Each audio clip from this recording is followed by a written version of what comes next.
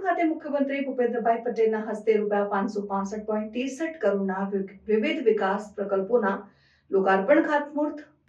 મુખ્યમંત્રી ભૂપેન્દ્ર પટેલના હસ્તે રાજકોટ ખાતેથી રાજકોટ મહાનગરપાલિકા તથા રાજકોટ શહેરી વિકાસ સત્તામંડળના કુલ ₹565.63 કરોડના વિવિધ વિકાસ પ્રકલ્પોના લોકાર્પણ ખાતમુહૂર્ત તથા પ્રધાનમંત્રી આવાસ યોજનાના 183 લાભાર્થીઓને આવાસ ફાળવણીનો કોમ્પ્યુટરાઇઝ્ડ ડ્રોનો કાર્યક્રમ યોજાયો. કાર્યક્રમમાં મુખ્યમંત્રી ભૂપેન્દ્ર પટેલે સંબોધન કરતા જણાવ્યું હતું કે વિશ્વ નેતા વડાપ્રધાન નરેન્દ્રભાઈ મોદીના નેતૃત્વમાં દેશમાં જે સર્વગ્રાહી વિકાસ થયો છે તેમાં સામાન્ય માણસને કેન્દ્રમાં રાખવામાં આવ્યો છે.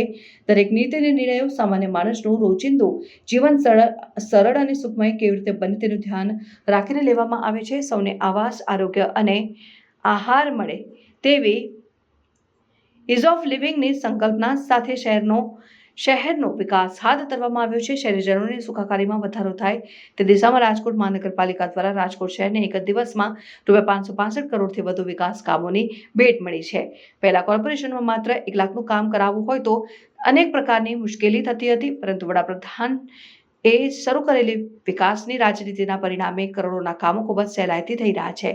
આ તકે standing committee chairman Jaymin Thakar દ્વારા સ્વાગત પ્રવચન અને ડ્રેનેજ સમિતિ ચેરમેન સુરેશભાઈ વસોયાએ આભાર વિધિ કરી હતી, જ્યારે મ્યુનિસિપલ કમિશનર તુષાર સુબેરાએ સમગ્ર કાર્યક્રમની રૂપરેખા જણાવી હતી.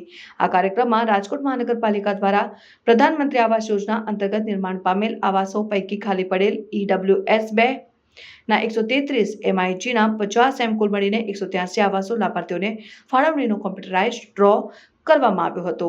આ ઉપરાંત શહેરી ટ્રાન્સપોર્ટેશનમાં 25 નવી CNG ફ્યુઅલ આધારિત બસનું લોકાર્પણ કરવામાં આવ્યું હતું. રાજકોટ મહાનગરપાલિકાના વિવિધ વિકાસ પ્રકલ્પો પૈકી ₹58.54 કરોડના 4 પ્રકલ્પોના લોકાર્પણ તથા ₹332.26 કરોડના જુદા જુદા 35 પ્રકલ્પોના ખાતમુહૂર્ત એમ કુલ ₹390.80 કરોડના વિવિધ પ્રકલ્પોના લોકાર્પણ ખાતમુહૂર્ત તથા રાજકોટ શહેરી વિકાસ સત્તામંડળના ₹174.83 કરોડના 6 પ્રકલ્પોના ખાતમુહૂર્ત કરવામાં આવ્યા હતા. રાજકોટ મહાનગરપાલિકાના તથા રાજકોટ શહેરી વિકાસ સત્તામંડળના ₹565.63 કરોડના વિવિધ વિકાસ પ્રકલ્પોનું લોકાર્પણ અને ખાતમુહૂર્ત કરવામાં આવ્યું હતું.